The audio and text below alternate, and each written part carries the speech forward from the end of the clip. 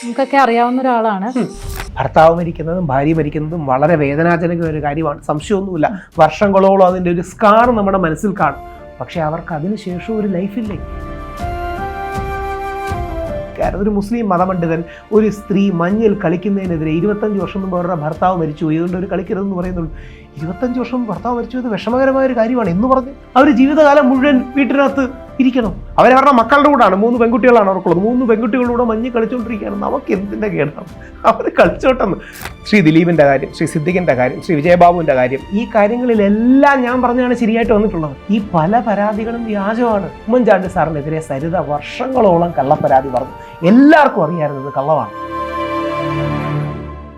ഞാൻ നല്ല ഫെമിനിസ്റ്റുകളെ ബഹുമാനിക്കുന്ന ഒരു വ്യക്തിയായി ഈ ഫെമിനാസി എന്നൊക്കെ വിളിക്കുന്ന രീതിയിൽ തീവ്ര ഫെമിനിസ്റ്റുകൾ ഇവരെ ചെന്ന് എക്സ്റ്റോർട്ട് ചെയ്യും പണത്തിന്.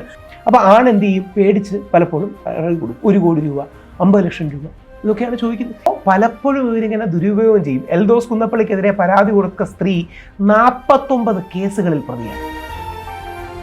സ്ത്രീകൾക്കാണോ പുരുഷന്മാർക്കാണോ ലിംഗാധിഷ്ഠിതമായി അല്ലെങ്കിൽ ജെൻഡർ വൈസ് കൂടുതൽ പ്രശ്നങ്ങൾ നേരിടേണ്ടി വരിക ഇന്ന് എന്ന് ചോദിച്ചാൽ ഒരു സംശയവുമില്ല, അത് സ്ത്രീകൾക്കാണ്. സ്ത്രീകൾക്ക് അനുകൂലമാകണം നിയമങ്ങൾ, ഒരു സംശയവുമില്ല.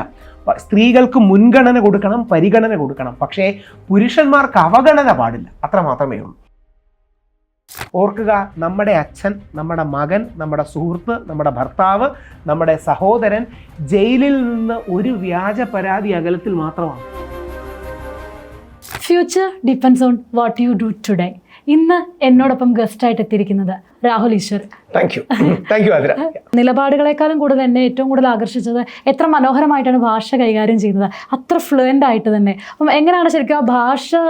ടു ബി ഓണസ്റ്റ്, അതിനൊക്കെ ഒരു പക്ഷേ കേൾക്കുമ്പോൾ അത്ഭുതം തോന്നും. ഞാനൊരു +2 വരെ പ്രസംഗവേദികളിൽ കയറിയിട്ടില്ല, ഡിബേറ്റിന് മറ്റും പോയിട്ടില്ല, യാതൊരു രീതിയിലുള്ള പരിപാടികളും പങ്കെടുത്തില്ല. പിന്നെ 3-4 പങ്കെടുത്തിട്ടേ ഉള്ളൂ. എൻ്റെ ഒരു യങ് ഏജിലൊന്നും പങ്കെടുത്തിട്ടില്ല. ഞാൻ തിരുവനന്തപുരത്തെ YMCA യങ് മെൻ ക്രിസ്ത്യൻ അസോസിയേഷൻ്റെ യൂത്ത് വിങ്ങിൻ്റെ സെക്രട്ടറി ആയിരുന്നു. ഞങ്ങൾ മോഡൽ ലോകസഭ എന്ന് പറഞ്ഞൊരു പരിപാടിക്ക് വന്നതാണ്. അവിടെ വെച്ചാണ് ഞാൻ ഈ പ്രസംഗിക്കാൻ എനിക്ക് കഴിവുണ്ട്, തർക്കത്തിനൊരു കഴിവുണ്ട് എന്ന് എനിക്ക് മനസ്സിലായത്. എൻ്റെ വ്യക്തി ജീവിതത്തിൽ ഞാൻ ഒട്ടും തർക്കിക്കാത്തൊരു വ്യക്തിയാണ്. എൻ്റെ അമ്മ പലപ്പോഴും പറയും, നിനക്ക് എങ്ങനെയാണ് ആ ചാനലിൽ കയറുന്ന ഇത്രയും തർക്കിക്കാൻ പറ്റുന്നത്? കാരണം ഞാൻ പേഴ്സണൽ ലൈഫിൽ ഭയങ്കരമായിട്ട് സമവായം ഉണ്ടാക്കുന്ന വ്യക്തിയാണ്, ഒരു ബാലൻസറാണ്. അതായത് തർക്കിക്കാൻ, ഞാൻ മലയാളി ഹൗസിലൊക്കെ പോയപ്പോൾ മലയാളി ഹൗസിലെ വ്യത്യസ്ത തർക്കങ്ങളൊക്കെ നടക്കുമ്പോൾ ഞാൻ തർക്കിക്കാറേ ഇല്ലാത്തൊരു വ്യക്തിയാണ്. പക്ഷേ ഈ ചാനലിൽ കയറിക്കുമ്പോൾ നാഗവല്ലി കയറും പറയുന്നത് പോലെ. എന്നോട്ടാണ് ഈ സംവാദം ഇത്ര ഹരമായിട്ട് വന്നത്? എനിക്ക് തോന്നുന്നു കഴിഞ്ഞൊരു 10-20 വർഷമായിട്ട് ഞാൻ ചാനൽ സംവാദങ്ങളിലൊക്കെ ഇരിക്കുന്നുണ്ട്. സംവാദം ഒരു ഹരവും ഒരു ഹൈയും എനിക്ക് തരുന്നതാണ്. ഈ ഡിബേറ്റ്, നിലപാടുകൾ, പൊസിഷൻസ്, ന്യൂവാൻസുകൾ, ഇതൊക്കെ എടുക്കാൻ എനിക്ക് വലിയ സന്തോഷമാണ്. പക്ഷെ ഇതെങ്ങനെ വന്നു എന്ന് എനിക്കറിയില്ല. സ്കൂളിലോ കോളേജോ ആ ഭാഗത്തൊന്നും ഞാൻ ഡിബേറ്റ്, തർക്കങ്ങൾ തുടങ്ങിയ കാര്യങ്ങൾ നിൽക്കാറില്ല. ഇപ്പോഴും വ്യക്തി ജീവിതത്തിൽ തർക്കമില്ല. ഞാൻ ഫ്രണ്ട്സിന്റെ ഇടയിൽ അടി ഉണ്ടായാൽ ഞാനാണ് ഈ കൺസെൻസസ് മേക്കർ. ഈ ചാനലിൽ ഓപ്പൺ ഡിബേറ്റ് ഒക്കെ കാണുന്ന സമയത്തുണ്ടല്ലേ, വ്യക്തമായ ശക്തമായ നിലപാടുകൾ രാഹുൽ ഈശ്വർ പറയുന്ന സമയത്തും പ്രൊവോക്ക് ചെയ്യാൻ വേണ്ടിയിട്ട് ഒരുപാട് ശ്രമിക്കും. കാരണം ഓഫ് കോഴ്സ് ഒരു ഡിബേറ്റ് ആണ്, ഓപ്പോസിറ്റ് നിൽക്കുന്ന ആൾ എന്താണെങ്കിലും ഇതിനെ ഒപ്പോസ് ചെയ്യാൻ വേണ്ടി നിൽക്കുകയാണ്. എന്നാൽ ആ സമയത്ത് പോലും തൻ്റെ നിലപാടുകൾ അത്ര ഉറച്ചു പറയും. ഇപ്പം നമുക്ക് പ്രൊവോക്ഡ് ആയി കഴിഞ്ഞാൽ ചിലപ്പോൾ എൻ്റെയൊക്കെ ആണെങ്കിൽ ഫേസ് മാറും, അല്ലെങ്കിൽ എന്തെങ്കിലുമൊക്കെ നമുക്ക് ഇറങ്ങി പോകാൻ തോന്നുന്നത്. ഇതൊന്നും പറ്റാതെ ഈ മെന്റലി എങ്ങനെയാണ് പ്രിപ്പയർ ചെയ്യുന്നത്? ഒരു ചിലപ്പോൾ ഒക്കെ ഞാൻ സീരിയസ് ആയിട്ട് പ്രൊവോക്ഡ് ആകാറുണ്ട്. പക്ഷെ ഒരു 90% ടൈമും പ്രൊവൊക്കേഷൻ ഉണ്ടെങ്കിലും ഒരു ബാലൻസിലൂടെ കൊണ്ടുപോകാൻ നോക്കാറുണ്ട്. ചിലപ്പോൾ നമ്മുടെ കയ്യിൽ നിന്ന് വിട്ടുപോകും, ചിലപ്പം അറിയാതെ ആണെങ്കിലും, ചിലപ്പോൾ അങ്ങോട്ടും ഇങ്ങോട്ടും. ഞാൻ വളരെ ഇൻവോൾവ് ആയിട്ട് ഡിബേറ്റ് ചെയ്യുന്നൊരു വ്യക്തിയാണ്. അപ്പോൾ ചിലപ്പോൾ കയ്യിൽ നിന്ന് വിട്ടുപോകാറുണ്ട്. പക്ഷേ 90% ഓഫ് ടൈമും ഒരു മാന്യതയും മര്യാദയും ഒരു എന്താ പറയുക, ഒരു ലക്ഷ്മണരേഖ വേണമെന്ന് വിശ്വസിക്കുന്ന ഒരു വ്യക്തിയാണ് ഞാൻ. ഇപ്പം ചാനൽ ചർച്ചകൾ തന്നെ പറയുകയാണെങ്കിൽ അതിനകത്ത് ഡീൽ ചെയ്യുന്നത് ഭയങ്കര കോൺട്രവേഴ്ഷ്യൽ ആയിട്ടുള്ള കാര്യങ്ങളാണ്. അപ്പം അതിലേക്ക് പോകുമ്പോഴത്തേനും ഇപ്പം ചാനലാണെങ്കിലും മെയിൻ സ്ട്രീം ചാനലുകളൊക്കെ ഈ ഒരു ടോപ്പിക്സ് ഒക്കെ എടുത്തുകൊണ്ട് വരുന്നത് പ്രൊഡക്റ്റീവ് ആണോ ആക്ച്വലി, അതോ സെൻസേഷൻ ക്രിയേറ്റ് ചെയ്യാൻ വേണ്ടിയിട്ടാണ്? രണ്ടും ഉണ്ടെന്നുള്ളതാണ് സത്യം. അതായത് let's be honest about it. കാര്യം ചാനലുകൾക്ക് ഐബോള് അല്ലെങ്കിൽ യൂട്യൂബിന് വ്യൂസ് പോലെ ചാനലുകൾക്ക് TRPയും മാർക്കറ്റിംഗ് ഇമ്പോർട്ടൻ്റ് ആണ്. എന്നോട് ഒരു പ്രമുഖ ചാനലിൻ്റെ അവതാരകൻ പറഞ്ഞാണ്, പുള്ളി എന്നോട് പറഞ്ഞു, എനിക്ക് നിങ്ങളുടെ നിലപാടുകളോടൊക്കെ വിയോജിപ്പാണ്. പക്ഷെ ഞാൻ എപ്പോഴും എന്നെ വിളിക്കാറുണ്ടല്ലോ. പുള്ളി എന്നോട് പറഞ്ഞു, നിങ്ങളെ വിളിച്ചാൽ നല്ല വ്യൂവർഷിപ്പാണ്. ഞാൻ ചോദിച്ചു എന്താ പറയാൻ കാരണം? പല ആൾക്കാരും പറയും വളരെ സീരിയസും ഗഹനവുമായ വിഷയം ചർച്ച ചെയ്യണം. അപ്പം ബഡ്ജറ്റ് ചർച്ച ചെയ്താൽ നമ്മൾ എത്ര പേരുന്ന് കാണും? ചിലപ്പോൾ 1-2 പ്രാവശ്യം കാണുമായിരിക്കും. അപ്പോൾ സമൂഹത്തിൽ പ്രൊഡക്ടിവിറ്റിയും വേണം, ഗുണപരമായ വിഷയങ്ങളും ആകണം, അതോടൊപ്പം കൾച്ചറൽ ഡിബേറ്റ്സും രസവും ആകണം. അത് പലപ്പോഴും നമ്മൾ ആലങ്കാരികമായി പറയും, നമ്മുടെ അമ്മമാര് സ്ത്രീകളൊക്കെ സീരിയലിരുന്ന് കാണാറുണ്ട്. സീരിയലിന് ഇമോഷൻ വേണം, ഡ്രാമ വേണം, ഫൈറ്റ് വേണം. ഇതൊക്കെ ഉണ്ടെങ്കിലേ സീരിയൽ രസമുള്ളൂ. ഒരു തരത്തിൽ ആണുങ്ങളുടെ സീരിയലായി ഇന്നത്തെ ന്യൂസ്. അതിൽ കുറച്ച് ഫൈറ്റ്, ക്ലാഷ് ഇതൊക്കെ ഉണ്ടാകുമ്പോഴാണ് ആൾക്കാർക്കൊരു രസവും ഹരവും ഒക്കെ. എങ്ങനെ ഇപ്പോൾ നമ്മുടെ അർണബ് ഗോസ്വാമിയുടെ ആണെങ്കിലും ദേശീയ തലത്തിൽ അർണബ് ഗോസ്വാമി, രാജീവ് സർദേശായി, ബർഖാദത്ത് അടക്കമുള്ള ഒരു ഡിബേറ്റ് ഒക്കെ കോണ്ടന്റ് ഉണ്ട്. കോണ്ടന്റിനോടൊപ്പം കുറച്ചൊരു ഫ്ലെയർ ഉണ്ട്, ഒരു ഫൈറ്റ് ഉണ്ട്, ഒരു സ്പാർക്ക് ഉണ്ട്. രണ്ടും കൂടി ചേരുന്നതാണ് ആധുനിക ഡിബേറ്റുകൾ. ടു ഡ്രൈ ആയാൽ ആൾക്കാർക്ക് ഇഷ്ടപ്പെടില്ല. എന്ന് പറഞ്ഞാൽ ഫൈറ്റ് മാത്രം ബഹളവും മാത്രം ആവരുത്. കോണ്ടന്റ് വേണം, ആത്മാവ് വേണം, എന്നാൽ ഒരു ജ്വലിക്കുന്ന വൈബ്രന്റ് ശരീരവും വേണം. ഏതൊരു വിഷയത്തെ പറ്റി സംസാരിക്കുമ്പോഴത്തേനും അതിൽ നിന്നും എല്ലാവരും പറയുന്നതിൽ നിന്നും വ്യത്യസ്തമായിട്ടൊരു കാര്യം പറഞ്ഞു കഴിഞ്ഞാൽ ശരിക്കും പറഞ്ഞാൽ അങ്ങനെ അല്ല, എനിക്ക് അങ്ങനെ ഒരു വിമർശനം ഉണ്ടെന്ന് എനിക്കറിയാം. പക്ഷെ അങ്ങനെയല്ല. ശ്രീ ദിലീപിൻ്റെ കാര്യം, ശ്രീ സിദ്ദിഖിൻ്റെ കാര്യം, ശ്രീ വിജയബാബുവിൻ്റെ കാര്യം, ശ്രീ ഒമർ ലുല്ലുവിൻ്റെ കാര്യം, നമ്മുടെ എൽദോസ് കുന്നപ്പള്ളിയുടെ കാര്യം, ഈ കാര്യങ്ങളിലെല്ലാം ഞാൻ പറഞ്ഞാണ് ശരിയായിട്ട് വന്നിട്ടുള്ളത്. ഈ പല പരാതികളും വ്യാജമാണ്. ഇപ്പോൾ ഈ നിവിൻ പോളിക്കെതിരെ ഒരു വ്യാജ പരാതി എന്ന് കണ്ടു കാണും. നിവിൻ കൊച്ചിയിൽ നിൽക്കുകയാണ്, അപ്പോഴാണ് ദുബായിൽ വെച്ച് റേപ്പ് ചെയ്തു എന്ന് പറഞ്ഞത്. പറയുന്നതിന് എന്തെങ്കിലും വേണ്ടേ? ആ പെൺകുട്ടി എന്നിട്ട് അവസാനം പറഞ്ഞത് എന്താ അറിയാമോ? ഉറക്കപ്പിച്ചിൽ ഞാൻ ഡേറ്റ് പറഞ്ഞപ്പോൾ മാറിപ്പോയി എന്നാണ്. ചുമ്മാ പറയുവാണ്. അല്ലെങ്കിൽ ഇതേപോലെ ഉമ്മൻചാണ്ടി സാർ കേരളം കണ്ട ഏറ്റവും വലിയ ജനകീയനായ മുഖ്യമന്ത്രിയാണ്, എല്ലാവർക്കും ഇഷ്ടമുള്ള ഒരാളാണ്. ഉമ്മൻചാണ്ടി സാറിനെതിരെ സരിത വർഷങ്ങളോളം കള്ളപ്പരാതി പറഞ്ഞു. എല്ലാവർക്കും അറിയാമായിരുന്നത് കള്ളമാണ്. പക്ഷേ അത് സരിതയ്ക്കെതിരെ എന്തെങ്കിലും ആക്ഷൻ ഉണ്ടാകാറുണ്ടോ?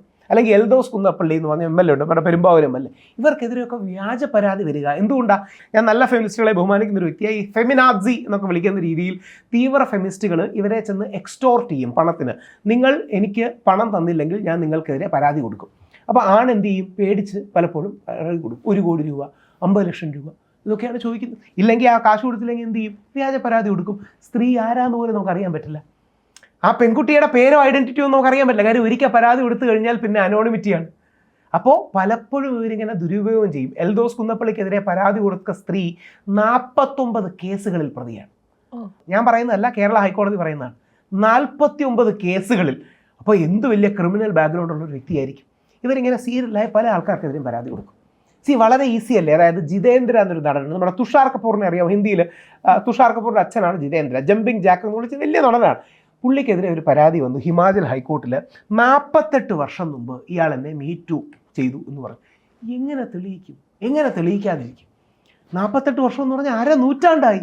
അങ്ങനെ 1/2 നൂറ്റാണ്ട് മുമ്പ് ഒരാൾ എന്നെ മീറ്റു അവർ ചെയ്ത് കാണാൻ ചെയ്തില്ലായിരിക്കും. പക്ഷേ നമ്മൾ തെളിയിക്കാനോ തെളിയിക്കാതിരിക്കാനോ എങ്ങനെ പറ്റും? അപ്പോൾ പല ആൾക്കാരും ഈ ഒരു സ്പേസ് ദുരുപയോഗം ചെയ്യും. നമ്മുടെ രഞ്ജിത്ത് സാർ, സിനിമ സംവിധായകനും എഴുത്തുകാരൻ രഞ്ജിത്ത് സാർ, പുള്ളിക്കെതിരെ 2012 പീഡിപ്പിച്ചു എന്ന് പറഞ്ഞ് ഈ അവസരം മുതലാക്കി ഒരാണ് വന്ന് കേസ് കൊടുത്തു. ഹോമോസെക്ഷുവാലിറ്റി ആരോപണം വെച്ച് ഇയാളുടെ വ്യാജ ചിത്രങ്ങൾ എടുത്ത് രേവതി മാഡത്തിനൊക്കെ അയച്ചു എന്ന് പറഞ്ഞ് ഇയാൾ വലിയ പ്രശ്നമായി. അവസാനം കോടതി കണ്ടെത്തി 2015 ആ ഹോട്ടൽ തുടങ്ങിയത്. അപ്പോൾ 2015 തുടങ്ങിയ ഹോട്ടലിൽ വെച്ച് 2012 പീഡിപ്പിക്കൂലല്ലോ.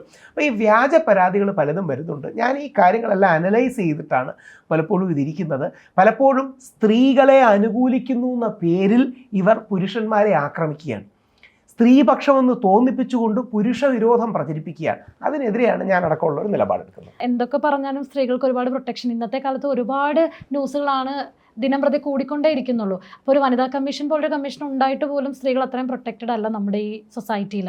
ആ ഒരു സമയത്താണ് രാഹുൽ ഈശ്വറിനെ പോലൊരു വ്യക്തി ഒരു മെയിൽ കമ്മീഷൻ അല്ലെങ്കിൽ ഒരു പുരുഷന്മാർക്ക് ഒരു കമ്മീഷൻ, പുരുഷ കമ്മീഷൻ വേണം, അതിനൊരു സ്ട്രാറ്റജി ഒക്കെ ആയിട്ട് വരുന്നത്. സ്ത്രീകൾക്കാണോ പുരുഷന്മാർക്കാണോ ലിംഗാധിഷ്ഠിതമായി അല്ലെങ്കിൽ ജെൻഡർ വൈസ് കൂടുതൽ പ്രശ്നങ്ങൾ നേരിടേണ്ടി വരിക ഇന്ന് എന്ന് ചോദിച്ചാൽ ഒരു സംശയവുമില്ല, അത് സ്ത്രീകൾക്കാണ്.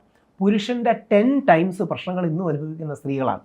ഞാൻ ഇവിടെ ഇരിക്കുന്നതാണോ, ഞങ്ങൾ ക്യാമറാമാനോ ഞാനോ ബസ്സിൽ കയറുമ്പോൾ ഒരിക്കലും ഞങ്ങളൊരു പിന്നു കൊണ്ട് കയറേണ്ടി വരാറില്ല. ആരെങ്കിലും നമ്മളെ തോണ്ടുവോ പിച്ചുവെന്ന് നമ്മൾ പേടിച്ചു പോകേണ്ടി വരാറില്ല. പുരുഷൻ്റെ 10 ഇരട്ടി പ്രശ്നമാണ് സ്ത്രീ അനുഭവിക്കുന്നത്, ഒരു സംശയവുമില്ല. എന്നാൽ മാറിയ കാലഘട്ടത്തിൽ പുരുഷന്മാർക്കെതിരെയും വ്യാജപരാതികൾ വരുന്നുണ്ട്. സ്ത്രീകൾക്ക് അനുകൂലമാകണം നിയമങ്ങൾ, ഒരു സംശയവുമില്ല.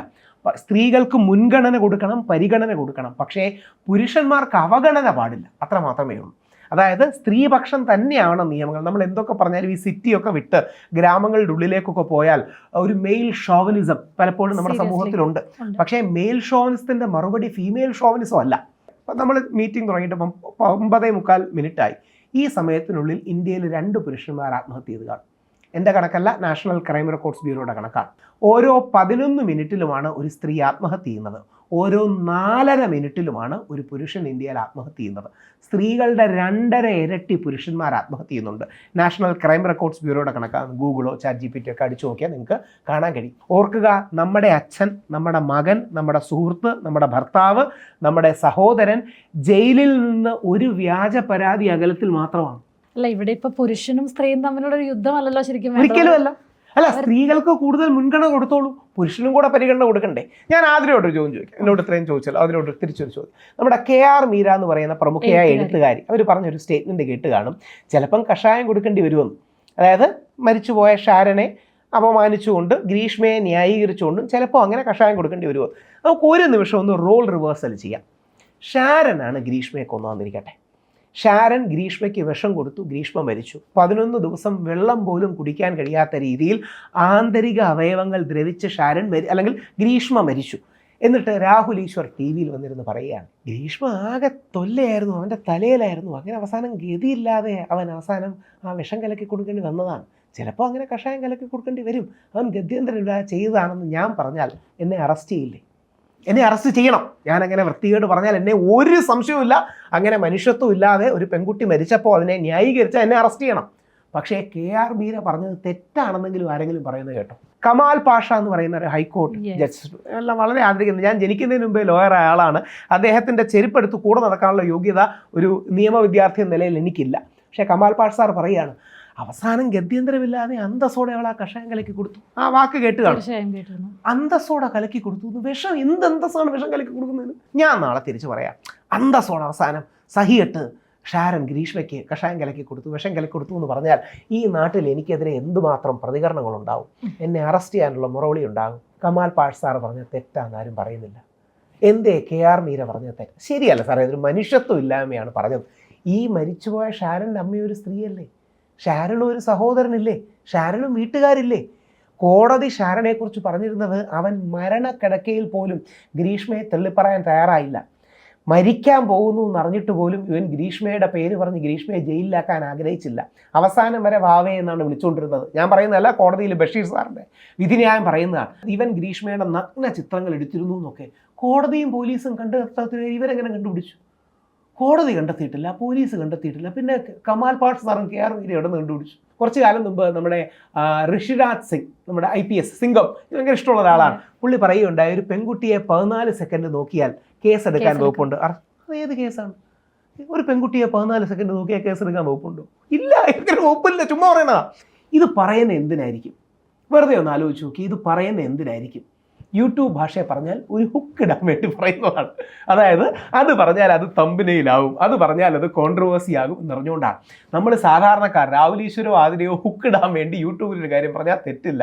പക്ഷേ ഹൈക്കോടതി ജഡ്ജിയും പോലീസ് IG-യും ഈ KR മീരയൊക്കെ പറഞ്ഞു തുടങ്ങിയാൽ നമ്മുടെ സമൂഹത്തിൻ്റെ അവസ്ഥ എന്താവും? ഇപ്പം രാഹുൽജി പറഞ്ഞപ്പോഴാണെങ്കിലും ഇപ്പം ഒരു നിയമം പഠിച്ച ആളുകൂടിയാണ്, എല്ലാ ലൂപ്പ് ഹോൾസും അറിയാം, എല്ലാ കേസുകളുടെ ആണെങ്കിലും. ഇങ്ങനെയാണെങ്കിൽ നമ്മുടെ നിയമവ്യവസ്ഥിതിയിൽ ഒരു മാറ്റമല്ലേ വരേണ്ടത്? ശരിക്കും 100% ആ നിയമവ്യവസ്ഥയിൽ മാറ്റം വരണം. പുരുഷനും പോകാനൊരു സ്ഥലം വേണം. എവിടെങ്കിലും അവന് തൻ്റെ പ്രശ്നങ്ങൾ പറയാനോ മറ്റോ. ഇപ്പം ഹണി റോസ് എനിക്കെതിരെ ആദ്യം പരാതി കൊടുത്തു, പോലീസുകാർ ആ പരാതി കഴമ്പില്ല എന്ന് പറഞ്ഞ് കേസെടുത്തില്ല. രണ്ടാമത് ഹണി റോസ് അതേ പരാതി ഒന്നുകൂടെ കൊടുത്തു, പോലീസുകാർക്കെതിരെ കേസെടുത്തു. പോലീസുകാർ ഇങ്ങനെ നമ്മളിങ്ങനെ സംസാരിക്കുന്ന പോലെ പോലീസുകാർ CIയും DSP എന്ത് സംസാരിക്കുന്നറിയോ? ഇടയിൽ പോയി പരാതി എടുക്ക്, അവളുടെ പരാതി എടുത്തില്ലെങ്കിൽ പിന്നെ നമ്മൾ സ്ത്രീ വിരുദ്ധരാണ് നാട്ടുകാർ പറയും. ആണ് മെനക്കെടുന്നതിനോട് ആർക്കും പ്രശ്നമൊന്നുമില്ല. ഞാൻ KR മീരയ്ക്ക് അതേ നമ്മുടെ എറണാകുളം സെൻട്രൽ പോലീസ് സ്റ്റേഷനിൽ ഞാൻ ഇതേ KR മീരയ്ക്കെതിരെ അതേ പോലീസ് സ്റ്റേഷനിൽ പരാതി കൊടുത്തു. ഞാൻ ചോദിച്ചു, സാർ എന്തായി കേസ്? ഞാൻ പരാതി, ഞങ്ങൾ പ്രാഥമിക അന്വേഷണം നടത്തിക്കൊണ്ടിരിക്കുകയാണ്. ഞാൻ പറഞ്ഞു, എന്ത് പ്രാഥമിക അന്വേഷണമാണ് സാർ നടത്തുന്നത്? എല്ലാവരും കണ്ട വൈറലായ ഒരു ക്ലിപ്പ്. സാറിന് എന്തോന്ന് അന്വേഷിക്കാനാണ്? പുള്ളി അങ്ങ് ചിരിച്ചു. ഞങ്ങൾ പഠിച്ചുകൊണ്ടിരിക്കുകയാണ്, ഞങ്ങൾ ആലോചിക്കുകയാണ്, ഞങ്ങൾ പരിഗണിക്കട്ടെ, ചിന്തിക്കട്ടെ, പ്രാഥമിക അന്വേഷണം നടത്താൻ ഇങ്ങനെ പറഞ്ഞ് പോവും. എനിക്കെതിരെ ഒരു കേസ് വന്നാലോ അപ്പം ചാടിയെടുക്കുകയും ചെയ്യും. സുപ്രീം കോടതി പോലും ഒരിക്കൽ പറഞ്ഞതാണ്, ഞങ്ങൾ സ്ത്രീകൾക്ക്, പെൺകുട്ടികൾക്ക് പരിചകൾ, ഷീൽഡാണ് കൊടുത്തത്. പക്ഷേ പലരും അത് വാളായിട്ടാണ് യൂസ് ചെയ്യുന്നത്, പലരും അത് സ്വോർഡായിട്ടാണ് യൂസ് ചെയ്യുന്നത്. അപ്പോൾ പുരുഷനെതിരെ അങ്ങനെ വ്യാജ പരാതി വരുമ്പോൾ അത് വന്നിട്ടുള്ളവർക്ക് എന്നെ വേദന അറിയൂ. വ്യാജ പരാതികളിൽ ബുദ്ധിമുട്ടാത്ത ഒരു പുരുഷനെ നമുക്കെല്ലാം, ഏതെങ്കിലും ഒരു പുരുഷനെങ്കിലും നമുക്ക് എല്ലാവർക്കും അറിയായിരിക്കും. ഇപ്പോൾ വ്യാജ പരാതികളുടെ കാര്യം പറഞ്ഞു. റീസെൻ്റ് ആയിട്ട് ഇപ്പോൾ 2 ദിവസം മുന്നേ സോഷ്യൽ മീഡിയയിൽ ഒരു വീഡിയോ പോസ്റ്റ് ചെയ്തിരുന്നു. ആ വീഡിയോ ഞാൻ ജസ്റ്റ് ഒന്ന് രാഹുൽജിനെ കാണിക്കാം. നമുക്കൊക്കെ അറിയാവുന്ന ഒരാളാണ്. ഈ റീല് ചെയ്തിരിക്കുന്ന ആളുടെ ഹസ്ബൻഡ് മരിച്ചതാണ്. അതാണ് അവിടെ കുറ്റം. അതായത് മരിച്ചതിന് ശേഷം ഇങ്ങനെയൊക്കെ റീല് ചെയ്യാമോ, എവിടെയെങ്കിലും ഒതുങ്ങി നിൽക്കേണ്ടതല്ലേ, വീട്ടിൽ അടച്ചു മൂടിയിരിക്കേണ്ട, അങ്ങനെ കുറേ കമന്റുകൾ. അപ്പൊ ഇന്നും കേരളത്തിന്റെ അത് 99 അല്ല 100% തെറ്റാണ്. ഭർത്താവ് മരിക്കുന്നതും ഭാര്യ മരിക്കുന്നതും വളരെ വേദനാജനകമായ ഒരു കാര്യമാണ്, സംശയമൊന്നുമില്ല. വർഷങ്ങളോളം അതിൻ്റെ ഒരു സ്കാർ നമ്മുടെ മനസ്സിൽ കാണും. പക്ഷേ അവർക്ക് അതിനുശേഷം ഒരു ലൈഫില്ലേ? അതായത് അൺറിയലിസ്റ്റിക് ആയിരുന്നു. ഒരു മുസ്ലിം മതപണ്ഡിതൻ ഒരു സ്ത്രീ മഞ്ഞിൽ കളിക്കുന്നതിനെതിരെ 25 വർഷം മുമ്പ് അവരുടെ ഭർത്താവ് മരിച്ചു പോയി, അതുകൊണ്ട് അവർ കളിക്കരുതെന്ന് പറയുന്നുള്ളൂ. 25 വർഷം ഭർത്താവ് മരിച്ചു, അത് വിഷമകരമായ ഒരു കാര്യമാണ് എന്ന് പറഞ്ഞ് അവർ ജീവിതകാലം മുഴുവൻ വീട്ടിനകത്ത് ഇരിക്കണം. അവരവരുടെ മക്കളുടെ കൂടാണ്, 3 പെൺകുട്ടികളാണ് അവർക്കുള്ളത്, 3 പെൺകുട്ടികളുടെ മഞ്ഞ് കളിച്ചുകൊണ്ടിരിക്കുകയാണ്. നമുക്ക് എന്തിൻ്റെ കേടാണ്? അവർ കളിച്ചോട്ടെന്ന്. അപ്പോൾ ഇതിൻ്റെ പ്രശ്നം ശരിയാണ്, ഏറ്റവും വേദനാജനകമാണ് അങ്ങനെ സംഭവിച്ചത്. അവിടെയാണ് ഈ കൺസർവേറ്റീവ് എന്ന് പറയുന്ന, ഈ കുടുംബമൂല്യം എന്ന് പറയുന്ന ആൾക്കാർ ഓവറാക്കി കളയും. രണ്ട് സൈഡിൽ ഓവറാക്കുന്ന ആൾക്കാരുണ്ട്. അപ്പോൾ ഓവറാക്കിയാൽ ഈ യങ്സ്റ്റേഴ്സും വരും തലമുറകളും നമ്മളോടൊപ്പം നിൽക്കില്ല. അപ്പോൾ മിനിമം മാന്യതയും മര്യാദയും വെച്ച് നമ്മൾ പറയണം, ഈ അമിത കൺസർവേറ്റീവ് ആവരും. നേരെ തിരിച്ചത് പറയുന്നവരോടാണ് ചോദ്യം. ഭാര്യ മരിച്ചു ഒരു പുരുഷന് 1 വർഷം കഴിഞ്ഞ് റീലിട്ടാൽ നമുക്ക് ആർക്കെങ്കിലും എണ്ണമുണ്ടോ? ഇല്ലല്ലോ. ഇല്ല. അപ്പം ഓവറാക്കാതിരുന്ന അല്ല, ശരിക്കും ചോദിക്കാനുള്ള പുരുഷന്മാരുടെ പ്രവൃത്തി കാരണമല്ലേ ആദ്യം തന്നെ സ്ത്രീ സംഘടനകളും ഒരു സംശയവുമില്ല, ഒരു തർക്കം പോലുമില്ല. പലപ്പോഴും പുരുഷൻ മെയിൽ ഷോവനിസ്റ്റിക് ആകുകയും സ്ത്രീകളെ അമിതമായി ആക്രമിക്കുകയും അധീശത്വം സ്ഥാപിക്കുകയും ഒക്കെ ചെയ്തതിൻ്റെ റിയാക്ഷനാണ് ഇവിടെ സംഭവിച്ചെന്നുള്ള കാര്യത്തിൽ ആർക്കും സംശയം വേണ്ട. അവിടെയാണ് ഒരു കാലത്ത് റൈറ്റ്ലി സോ ആയിരുന്നു നമ്മുടെ നിയമങ്ങൾ ഇത്രയും മാത്രം മാറിയത്. നോർത്ത് ഇന്ത്യയിലെ ഒരു പോലീസ് സ്റ്റേഷനുള്ളിൽ ഒരു ആദിവാസി പെൺകുട്ടി റേപ്പ് ചെയ്യപ്പെട്ടൊരു സംഭവം ഉണ്ടായി. അന്നാണ് നമ്മുടെ ജുഡീഷ്യറി അടക്കം അതിശക്തമായ സ്ത്രീപക്ഷ നിയമങ്ങൾ കൊണ്ടുവന്നത്. കാര്യം പോലീസുകാരെ വിശ്വസിച്ചാണ് പോലീസ് സ്റ്റേഷനിൽ പോകുന്നത്. പോലീസ് സ്റ്റേഷനിൽ വെച്ച് റേപ്പ് ചെയ്യപ്പെട്ടാൽ ഉണ്ടാകുന്ന വിഷമം അത്രമാത്രമാണ്. അപ്പോൾ നമുക്ക് ഒരു ലീനിങ് ടുവേർഡ്സ് സ്ത്രീപക്ഷം തന്നെയാവണം, ഇല്ലെന്നൊന്നും പറഞ്ഞിട്ട് കാര്യമില്ല. നമ്മുടെ നാട്ടിൽ സ്ത്രീ അമ്മയും ഭഗവതിയും ദേവിയാണെന്നൊക്കെ പറഞ്ഞത് പറച്ചിലിന് മാത്രമേ ഉള്ളായിരുന്നു. അതൊക്കെ സൂചിപ്പിക്കാൻ വേണ്ടി പറയുന്നതല്ലാതെ ഇൻ പ്രാക്ടിക്കൽ ഓൺ ഗ്രൗണ്ട് പലപ്പോഴും സ്ത്രീകൾക്ക് വിവേചനം നേരിട്ടുന്നുള്ള സത്യമാണ്. അത് പുരുഷനെ വിവേചനം ചെയ്യാനുള്ളൊരു ന്യായീകരണമല്ല. ഇവിടെയാണ് ഇപ്പോൾ ആൾക്കാർ കണ്ണടച്ചിട്ടാക്കും. ഈ എൻ്റെ കൂടെയുള്ള പുരുഷപക്ഷത്ത് നിൽക്കുന്നവർ പറയും അങ്ങനെ ഒന്നുമില്ല, സ്ത്രീകൾക്കെല്ലാം നല്ല ട്രീറ്റ്മെൻ്റ് ആയിരുന്നു ഇവിടെ. അങ്ങനെയല്ല. സ്ത്രീകൾക്ക് ഒരുപാട് പ്രശ്നങ്ങൾ നമ്മുടെ നാട്ടിൽ അനുഭവിച്ചിരുന്നു. പല നാടുകളെയും പോലെ സ്ത്രീപക്ഷ സംഘടന ഒരുപാട് പോരാട്ടത്തിന് ശേഷമാണ് അവർക്ക് ഈ കിട്ടുന്ന റൈറ്റ്സ് നേടിയെടുത്തത്. ഇന്ന് നമ്മൾ പറയുന്നത് ആ റൈറ്റ്സ് എല്ലാം അതേപോലെ നിന്നോട്ടെ, പക്ഷേ പുരുഷന്മാർ പ്രശ്നം അനുഭവിക്കുകയാണെങ്കിൽ അതും കൂടി അഡ്രസ്സ് ചെയ്യണം എന്ന് മാത്രമേ നമ്മൾ പറയുന്നുള്ളൂ. അങ്ങനെ ഒരു ലിമിറ്റഡ് പോയിന്റ് ആണ് പറയുന്നത്. ഈ പുരുഷ കമ്മീഷൻ ബില്ലിൻ്റെ ആദ്യ വരി തുടങ്ങുന്നത് സ്ത്രീകൾക്കാണോ പുരുഷന്മാർക്കാണോ കൂടുതൽ പ്രശ്നം അനുഭവിക്കുന്നതെന്ന് ചോദിച്ചാൽ അത് സ്ത്രീകൾക്ക് തന്നെയാണ് എന്ന് പറഞ്ഞുകൊണ്ടാണ്. പൂർണ്ണമായും സ്ത്രീകളുടെ അവകാശങ്ങളെയും അധികാരങ്ങളെയും അംഗീകരിക്കുന്നു.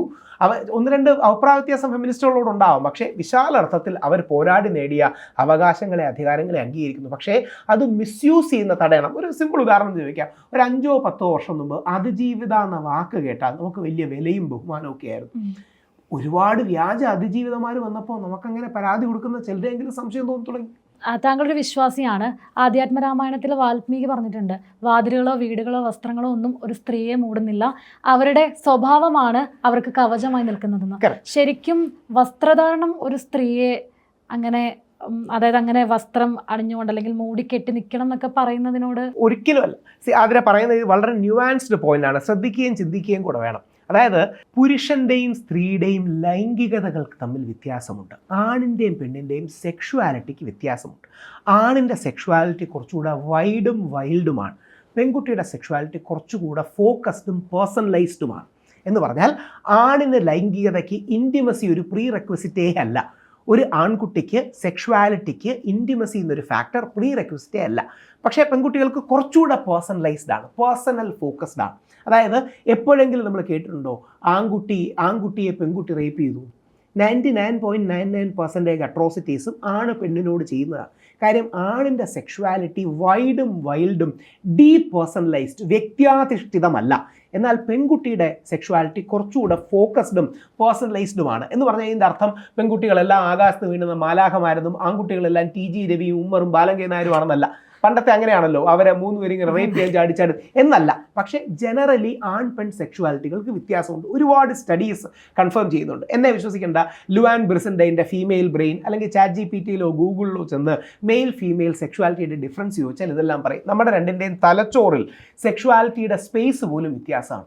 അപ്പോൾ ഇങ്ങനെ ഒരുപാട് കാര്യങ്ങളുണ്ട്. അവിടെയാണ് ഖുറാൻ അടക്കം ബൈബിൾ അടക്കം ഗീത അടക്കം പറയുന്ന രസകരമായ സാധ്യതയുണ്ട് കാര്യമുണ്ട്. ഇത് പറയുന്നത്, ആദ്യം പറയുന്നത് ആണിൻ്റെ കണ്ണിന് മാന്യത വേണം.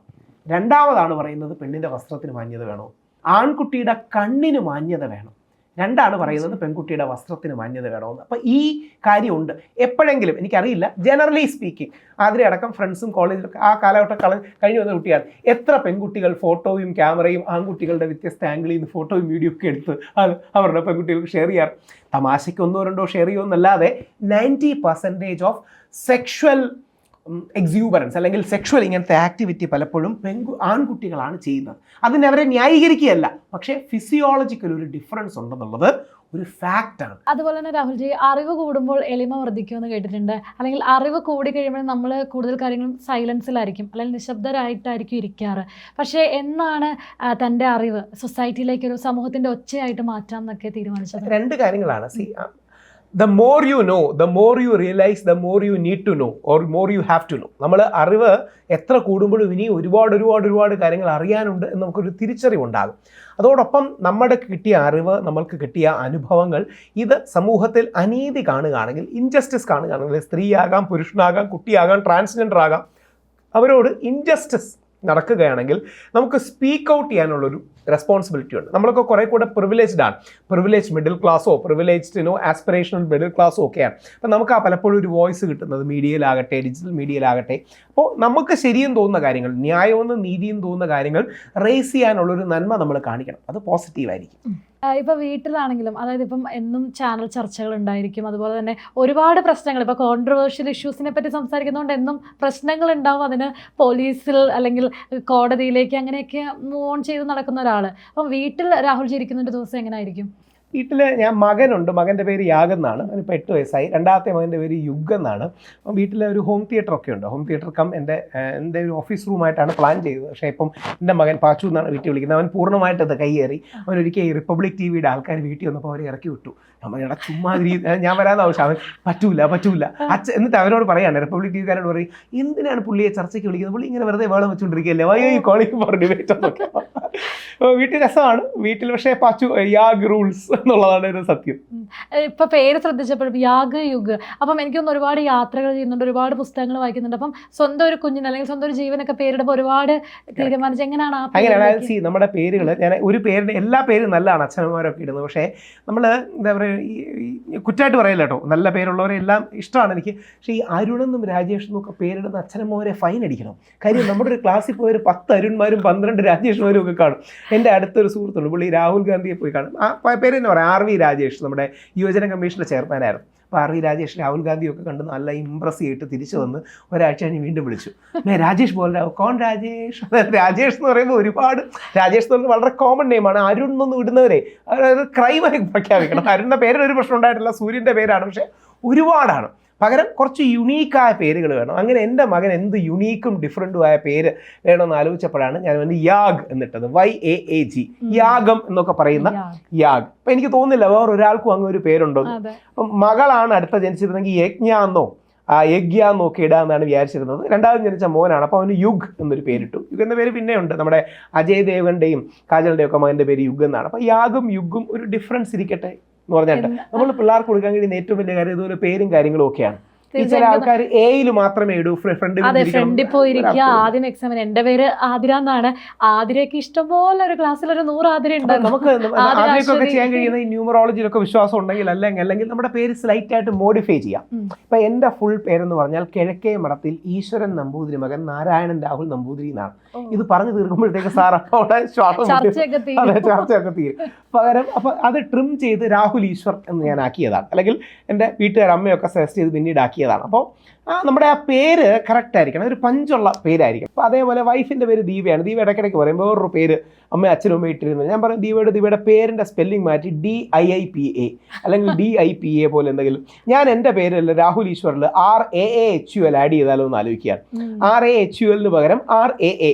കാര്യം ആ പേരെന്ന് പറഞ്ഞാൽ നമ്മളുടെ റീകോളാണ്, നമ്മുടെ ബ്രാൻഡ് റീകോളാണ്. അപ്പോൾ അതിൻ്റെതായ പ്രസക്തിയും പ്രാധാന്യവും ഉണ്ട്. അതാണ് എനിക്ക് തോന്നിയിട്ടുള്ള കാര്യം. അച്ഛനും അമ്മ കുട്ടിക്ക് പേരിടുമ്പോൾ അതൊക്കെ നോക്കണം. പിള്ളേർക്ക് ഭാവിയിൽ ഇതൊക്കെ ഒരു ബ്രാൻഡ് നെയിമും കാര്യങ്ങളുമാണ്.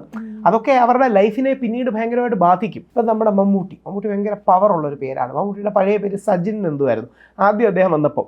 അപ്പം സജിൻ, സൂപ്പർ സ്റ്റാർ സജിൻ അല്ലെങ്കിൽ സൂപ്പർ സ്റ്റാർ മുഹമ്മദ് കുട്ടി എന്നൊന്നും പറഞ്ഞ ഒരു ഗുമ്മില്ല. പക്ഷെ മമ്മൂട്ടി എന്ന് പറഞ്ഞാൽ ഒരു രസമുള്ളൊരു പേരാണ്. അപ്പം അതേപോലെ ആ പേരുകൾക്ക് അതിൻ്റെതായൊരു ഭംഗിയുണ്ടാകും. എനിക്ക് തോന്നുന്നു ഇടം കൈയും കൊണ്ടും വലം കൈയും കൊണ്ടും ഒക്കെ ബാറ്റും ബോളും ഒക്കെ ചെയ്യുന്ന, ബൗളിംഗ് ഒക്കെ ചെയ്യുന്ന ആളാണ്. അപ്പം എങ്ങനെയായിരുന്നു ഈ ഒരു സ്പോർട്സിലേക്ക്? എനിക്ക് ക്രിക്കറ്റ് വലിയൊരു ഇഷ്ടമാണ്. എനിക്ക് ക്രിക്കറ്റ് കളിക്കാരനാണെന്നൊക്കെ ഇടയ്ക്കൊരു ആഗ്രഹം ഉണ്ടായിരുന്നു. പക്ഷെ അത്രയ്ക്ക് കഴിവില്ല. ഞാൻ ഡിസ്ട്രിക്റ്റിലൊക്കെ കളിച്ചിട്ടുണ്ട്. അതിനപ്പുറമുള്ളൊരു കഴിവ് നോക്കില്ല. താല്പര്യമുണ്ട്, പാഷനുണ്ട്. ബാറ്റ് ചെയ്യും, ബോൾ ചെയ്യും. ഇന്നും ക്രിക്കറ്റ് കളിക്കാനാണെന്ന് പറഞ്ഞാൽ 1/2 മണിക്കൂർ നേരത്തെ എത്തും. അതുകൊണ്ട് ക്രിക്കറ്റ് വലിയ താല്പര്യമാണ്. സച്ചിനാണ് ദൈവം, സച്ചിനെ വലിയ ഇഷ്ടമാണ്. സച്ചിനെയും ഷെയ്ൻ വോണെയാണ് ഇഷ്ടം. ഇപ്പം മാറ്റത്തെ പറ്റി പറയുമ്പം ഗാന്ധിജി ആണെങ്കിലും പറയുന്നുണ്ട് നമ്മൾ മാറണം, അല്ല ലോകത്തെ മാറ്റണമെങ്കിൽ ആദ്യം മാറ്റം നമ്മളിൽ തുടങ്ങണം എന്ന് പറയുന്നുണ്ട്. അപ്പം ശരിക്കും പറഞ്ഞു കഴിഞ്ഞാൽ ഇപ്പം മാറ്റം തുടങ്ങേണ്ടത് നമ്മളിൽ നിന്ന് പോലെ തന്നെ ഫാമിലിയിൽ നിന്നാണ്. അപ്പം ഫാമിലിയിൽ നിന്ന് തുടങ്ങിക്കഴിഞ്ഞാൽ അച്ഛനും അമ്മയും ഇപ്പം ഇതിനൊരു വനിതാ കമ്മീഷനോ അല്ലെങ്കിൽ ഒരു പുരുഷ കമ്മീഷൻ്റെ ഒന്നും ആവശ്യമില്ല, ശരിയായ രീതിയിൽ ഒരു ഫാമിലി വർക്കൗട്ട് ചെയ്തെടുക്കുകയാണെങ്കിൽ. അപ്പം രാഹുൽജിയുടെ ഒരു കാഴ്ചപ്പാടിൽ ഒരു ഫാമിലി എങ്ങനെയായിരിക്കണം, ഒരു ഫാമിലിയുടെ ഇമ്പോർട്ടൻസ് എങ്ങനെയാണ്? നമ്മളിപ്പോൾ ഒരു MBA കോളേജിൽ പഠിക്കാൻ പോയാൽ, ഡിഗ്രി ഒക്കെ കഴിഞ്ഞുള്ളൊരു MBAക്കോ MTechനോ അല്ലെങ്കിൽ B സ്കൂളിലൊക്കെ പഠിക്കാൻ പോയാൽ ആദ്യ 2 ദിവസം ഒന്നും പഠിപ്പിക്കില്ല. പകരം വെളിയിൽ നിന്നുള്ള ആൾക്കാർ വന്ന് ഓറിയൻറ്റേഷൻ എന്നൊരു കാര്യമാണ് നൽകുന്നത്. ഇപ്പം നല്ല ഡിഗ്രി കോളേജിൽ കൊടുത്തു തുടങ്ങുന്നുണ്ട്. ആദ്യ 2 ഡേയ്സ് പ്രത്യേകിച്ച് പഠനമൊന്നുമില്ല. എന്താണ് പഠനം, എന്തിനാണ് പഠനം, എങ്ങനെയാണ് പഠനം ഒക്കെ വന്ന് ഇൻഡക്ഷൻ അല്ലെങ്കിൽ ഓറിയൻറ്റേഷൻ. കോർപ്പറേറ്റ് കമ്പനികളിലെല്ലാം പോയാൽ അറിയാം, ആദ്യ 2 ദിവസങ്ങൾ ഇൻഡക്ഷൻ അല്ലെങ്കിൽ ഓറിയൻറ്റേഷനാണ്. നമ്മൾ 2 വർഷമോ 3 വർഷമോ പഠിക്കാൻ പോകുന്ന സ്ഥാപനത്തിലേക്ക് പോകാൻ നമുക്ക് 2 ദിവസം ഓറിയൻറ്റേഷൻ കിട്ടാറുണ്ട്. നമ്മൾ 50 വർഷം താമസിക്കുന്ന സ്ഥാപനമായ കല്യാണത്തിലേക്ക് പോകാൻ നമുക്ക് 5 മിനിറ്റ് പോലും ഓറിയൻറ്റേഷൻ കിട്ടാറില്ല. ഇതാണ് നമ്മുടെ നാട് ഫേസ് ചെയ്യുന്ന ഏറ്റവും വലിയ പ്രശ്നം. നമ്മുടെ നാട്ടിൽ ഇത്രയധികം കുടുംബ തകർച്ചകളും പ്രശ്നങ്ങളും ഒക്കെ ഉണ്ടാകുന്നതിൻ്റെ കാരണമെന്ന് പറഞ്ഞാൽ വേണ്ട രീതിയിലൊരു മാരിറ്റൽ ഓറിയൻറ്റേഷൻ കിട്ടുന്നില്ല, അല്ലെങ്കിൽ റിലേഷൻഷിപ്പ് ഓറിയൻറ്റേഷൻ കിട്ടുന്നില്ല. അതായത് സ്ത്രീയുടെയും പുരുഷൻ്റെയും ശരീരം വ്യത്യാസമാകുന്നത് പോലെ സ്ത്രീയുടെയും പുരുഷൻ്റെയും തലച്ചോറ് വ്യത്യാസമാണ്. സ്ത്രീയും പുരുഷനും ലോകത്തെ കാണുന്ന രീതി, ലൈംഗികതയെ കാണുന്ന രീതി, കാശിനെ കാണുന്ന രീതി, ബന്ധങ്ങളെ കാണുന്ന രീതി, മീഡിയയെ കാണുന്ന രീതി എല്ലാം വ്യത്യാസമാണ്. അതുകൊണ്ടാണ് men are from Mars, woman are from Venus. Doctor John ഗ്രേയുടെ പുസ്തകമാണ്. ജോൺ ഗ്രേ ഞങ്ങൾക്ക് വേണ്ടി സെഷൻ എടുത്തിട്ടുണ്ട്. അപ്പോൾ ഇദ്ദേഹം പറയുന്നത് ന്യൂറോളജിക്കലി നമ്മൾ തമ്മിൽ ഒരുപാട് വ്യത്യാസമുണ്ട്. ഈ വ്യത്യാസങ്ങൾ അറിഞ്ഞാലേ ഇവർ തമ്മിൽ ഒരുമയുണ്ടാകൂ, ഇല്ലെങ്കിൽ എപ്പോഴും ഒരു ഫൈറ്റിലായിരിക്കും, എപ്പോഴും ഒരു സ്പർദ്ധയിലായിരിക്കും. അടിയന്തരമായി നമ്മുടെ സമൂഹം ചെയ്യേണ്ടത്, നമ്മുടെ ക്രിസ്ത്യൻ സഭകളൊക്കെ കല്യാണത്തിന് മുമ്പ് അല്ലെങ്കിൽ റിലേഷൻഷിപ്പിന് മുമ്പ് 3 ദിവസം മാരിറ്റൽ എഡ്യൂക്കേഷൻ എന്നൊരു കാര്യമുണ്ട്. വിവാഹപൂർവ്വ വിദ്യാഭ്യാസം എന്നാണ് അവർ വിവാഹ ശുശ്രൂഷ എന്നൊക്കെ വിളിക്കാറുണ്ട്. എല്ലാ സഭകളും ചെയ്യാറുണ്ട്. അത് നമ്മുടെ ഹിന്ദു കമ്മ്യൂണിറ്റിയിലും മുസ്ലിം കമ്മ്യൂണിറ്റിയിലും എല്ലാം അത് മാതൃകയാക്കണം. നമ്മുടെ നായർ സർവീസ് സൊസൈറ്റിയും SNDPയും ഒക്കെ അത് ഇപ്പം ചെയ്തു തുടങ്ങുന്നുണ്ട്. ഇതാണ് യഥാർത്ഥത്തിൽ നമ്മൾ ചെയ്യേണ്ടത്.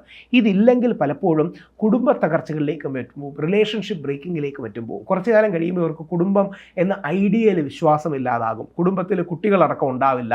നമ്മളൊരു ജനസംഖ്യാ തകർച്ചയിലേക്ക് പോകും. അതുകൊണ്ട് നിർബന്ധമായി അത് ഞാൻ പറയുന്നത് ഒരു അൾട്രാ കൺസർവേറ്റീവ് മോഡിൽ നിന്നല്ല.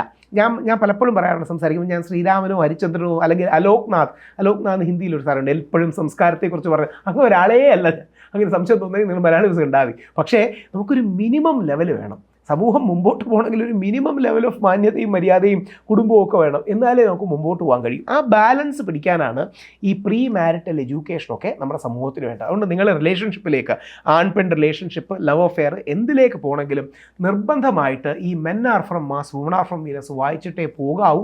അത് വായിക്കുമ്പോഴാണ് ഒരുപാട് കാര്യങ്ങൾക്ക് നമുക്കൊരു തിരിച്ചറിവുണ്ടാകുന്നത്. തീർച്ചയായും. അപ്പം ഇപ്പം ഇന്നത്തെ കാലത്താണെങ്കിലും ഡിപ്രഷൻസ്, സൂയിസൈഡ്സ് ഒക്കെ കൂടി വരികയാണ്.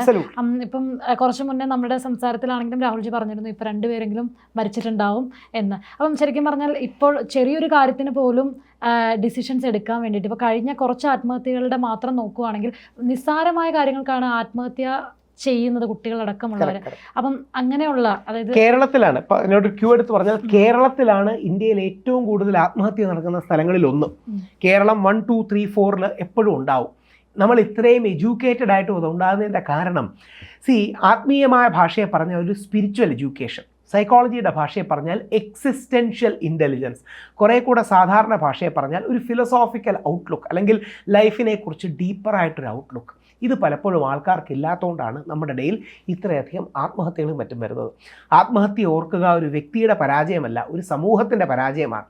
അതായത് ഞാൻ ആത്മഹത്യ ചെയ്യാൻ തീരുമാനിച്ചാൽ അതിനർത്ഥം എൻ്റെ കൂട്ടുകാരോ വീട്ടുകാരോ നാട്ടുകാരോ ഒന്നും എന്നെ സപ്പോർട്ട് ചെയ്യില്ല എന്ന ഹെൽപ്ലെസ്നെസ്സിലാണ് ഞാൻ പലപ്പോഴും ചെയ്യുന്നത്. അതുകൊണ്ട് സൂയിസൈഡ് ഒന്നും ഒരു സൊല്യൂഷൻ അല്ല. വി നീഡ് ഒരു ഇപ്പോൾ സ്പിരിച്വൽ എന്ന് പറഞ്ഞാൽ നമ്മുടെ ഇടതുപക്ഷക്കാർക്ക് ഇഷ്ടപ്പെടില്ല, ആ വാക്ക് അവർക്ക് ഇഷ്ടമല്ല. അതുകൊണ്ട് സ്പിരിച്വൽ എന്ന് പറയുന്നില്ല. വി നീഡ് ഒരു ലൈഫ് ഇൻ്റലിജൻസ്, എക്സിസ്റ്റൻഷ്യൽ ഇൻ്റലിജൻസ്, ഒരു ലൈഫ് സ്കിൽ ഓറിയൻറ്റേഷൻ. ഇത് പലപ്പോഴും നമ്മുടെ സമൂഹത്തിൽ ഉണ്ടാകാറില്ല. ഇത് നമ്മുടെ വിദ്യാഭ്യാസ സമ്പ്രദായത്തിലൊക്കെ ഉണ്ടാകുമ്പോഴാണ് അത് പോകുന്നത്. അതിനെ കുറച്ചുകൂടെ ടെക്നിക്കൽ പേര് എക്സിസ്റ്റൻഷ്യൽ ഇൻ്റലിജൻസ് ആണ്. ഹൊവാർഡ് ഗാർണർ എന്ന ഹാർവേഡ് സൈക്കോളജിസ്റ്റ് ആണ് പറയുന്നത്. സാധാരണ ഭാഷയിൽ പറഞ്ഞാൽ ജീവിതോന്മുഖമായ ഒരു പോസിറ്റിവിറ്റി അത് നമുക്ക് വേണം. അതുണ്ടെങ്കിൽ ഒരാൾ ആത്മഹത്യ ചെയ്യില്ല, ഇല്ലാത്തതുകൊണ്ടാണ് ഒരാൾ ആത്മഹത്യ ചെയ്യുന്നത്. പല കാര്യങ്ങളെ പറ്റിയും പണ്ട് തൊട്ടേ സംസാരിച്ച് വന്നപ്പോഴാണെങ്കിലും രാഹുൽജി ഏറ്റവും കൂടുതൽ നേരിട്ടത് ഒരു വർഗീയവാദിയാണോ, അല്ലെങ്കിൽ മതത്തിന് വേണ്ടി സംസാരിക്കുന്ന ആളാണോ, ഡെമോക്രസിക്ക് വേണ്ടി സംസാരിക്കുന്ന ആളാണോ? നിലപാടുകൾ എപ്പോഴും പലരും പല ആംഗിളിൽ നിന്നാണ്. ഇപ്പം ഒരു കോയിന് 2 വശമുണ്ടെങ്കിൽ 2 വശത്തിൽ മാത്രം നിൽക്കുന്ന ആളല്ല രാഹുൽജി എന്ന് പലരും പറഞ്ഞിട്ടുണ്ട്. അപ്പം ശരിക്കും പറയുകയാണെങ്കിൽ ഏതൊരു ഭാഗത്ത് നിന്നാണ് ഒരു നിലപാട്? ഒരു സംശയമില്ല, ഞാനൊരു ആര്യ ബ്രാഹ്മണ സവർണ ഹിന്ദു വലതുപക്ഷ ആക്ടിവിസ്റ്റാണ്. ആര്യ ബ്രാഹ്മണ സവർണ ഹിന്ദു വലതുപക്ഷ ആക്ടിവിസ്റ്റാണ്. പക്ഷേ അതിനർത്ഥം എനിക്ക് ബാക്കി മതങ്ങളോട് ദേഷ്യം ഉണ്ടാകണമെന്നല്ല.